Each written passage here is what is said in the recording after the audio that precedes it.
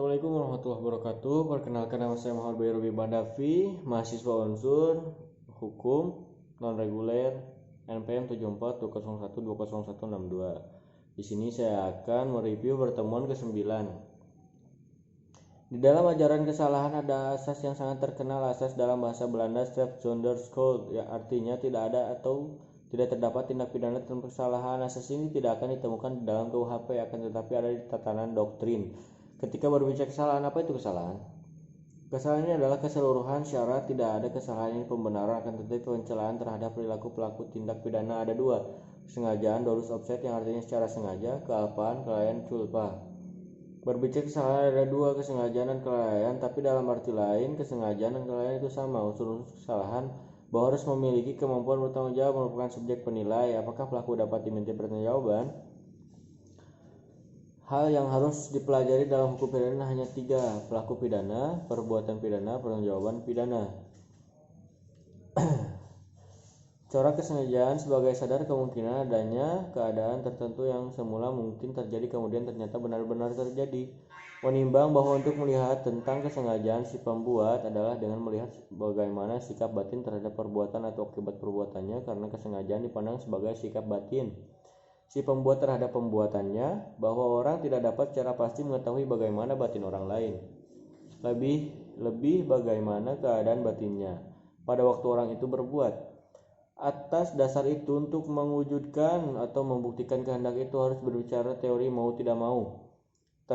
Terdapat beberapa teori mengenai pengertian dolus obset kesengajaan, yaitu teori pengetahuan atau membayangkan, teori kehendak.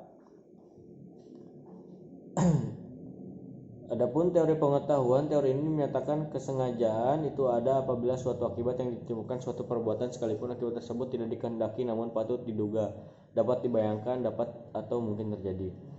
Teori kehendak, teori ini menyatakan bahwa sengaja adalah kehendak melakukan suatu perbuatan dan kehendak menimbulkan suatu akibat tertentu dari perbuatan itu.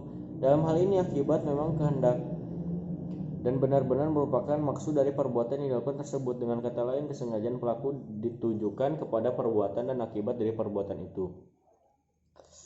Kesengajaan ini kalau dilihat dari bentuk atau coraknya di dalam teori ada 3, yaitu sengaja dengan maksud tujuan offset as omor atau dolus dilectus, atau sengaja untuk satu tujuan. Bentuk kesengajaan paling sederhana.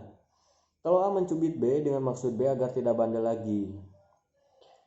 Yang kedua, kesengajaan keharusan, yaitu satu kesengajaan yang memang dituju oleh pelaku tetapi sebetulnya pelaku itu tidak menghendaki. Si A sengaja mau membunuh si B, sementara si B itu berada di balik kaca rumah. Jika si A pelaku melakukan pembunuhan dikarenakan si B korbannya sedangkan berada di balik kaca, nah itu memecahkan kaca itu bukan maksud dan tujuan si A pelaku, tetapi pelaku menyadari secara pasti bahwa melakukan itu adalah satu keharusan. 3, kesengajaan dengan segala kemungkinan atau sengaja bersyarat dolus eventualis, yang semula terjadi tapi benar-benar terjadi. Ada contoh di negeri Belanda dengan Sweer di kota Essen. Contoh, ada seorang ingin melakukan pembunuhan, ambil contoh kasus. Kemudian Pak Robi karena secara terang-terangan tidak berani, Pak Robi mengirim kue tart ke rumah Pak Fahri, dan Pak Fahri menerima kue tart pemberian Pak Robi dengan senang hati. Padahal kue tart itu sudah dikasih racun sama Pak Robi, dan Pak Robi tahu persis kalau Pak Fahri di rumah tidak tinggal sendirian, tahu ada istri, anak, menantu, dan cucu. Di sini Pak Robi punya kesadaran kesengajaan kalau Pak Robi mengirim tart yang sudah dikasih racun itu. Mungkin Pak Fahri akan mati karena memakan kue tart tersebut, atau Pak Fahri tidak akan mati tapi anggota keluarga yang lain ada yang mati, atau semua keluarga dan Pak Fahri mati semua. Jadi pelaku sudah memprediksi adanya kemungkinan lain yang akan terjadi. Ini merupakan hal kesengajaan bersyarat. Mungkin itu saja yang dapat saya sampaikan. Wassalamualaikum warahmatullahi wabarakatuh.